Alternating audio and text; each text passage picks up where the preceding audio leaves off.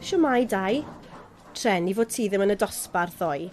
Dyn ni wedi penderfynu trefnu ffair haf yn y ganolfan. Syniad da. Dych chi wedi gosod dyddiad? Ydyn. 2 wythnos i fori, ar y 5 ar 20. Be rhaid i ni siapo hi te? Welly fi fwco'r ganolfan nawr. Popeth yn iawn, gwnes i hynny ddoe yn syth ar ôl y dosbarth. O, iawn. Welly fi wneud poster de? Paid y becso, mae Petra'n gwneud hynny. Oce.